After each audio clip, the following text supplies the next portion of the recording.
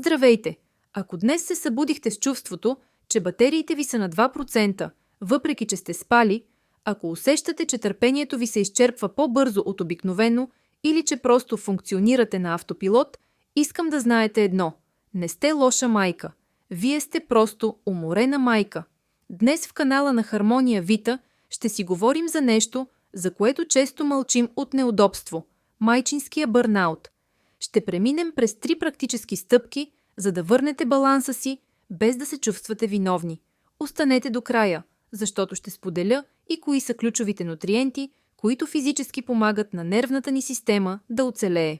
Разликата между обикновената умора и бърнаута е, че при бърнаута почивката през уикенда не помага. Това е състояние на емоционално, физическо и ментално изтощение. Когато стресът е хроничен, тялото ни произвежда твърде много кортизол.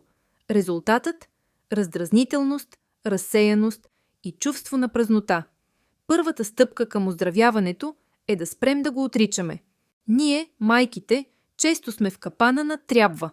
Трябва къщата да е чиста, трябва детето да яде само биохрана, трябва да сме продуктивни в работата. Моят съвет – направете списък «Не трябва». Днес не трябва да гладя. Днес не трябва да отговарям на всички съобщения веднага. Дайте си разрешение за достатъчно добро майчинство.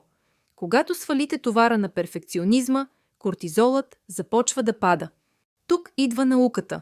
Стресът буквално изгаря запасите ни от магнези и витамини от група Б. Когато тези нива са ниски, нервната система е като оголен кабел.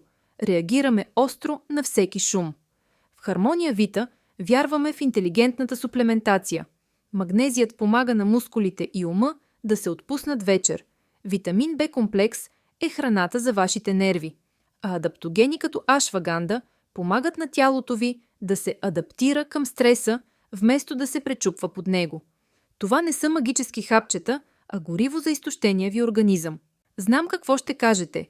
Нямам време за спа или йога. И не ви трябват часове. Трябват ви микромоменти. 5 минути тишина с топла напитка сутрин. 3 дълбоки вдишвания, преди да влезете в стаята при децата. Тези малки превключвания учат нервната ви система, че е в безопасност.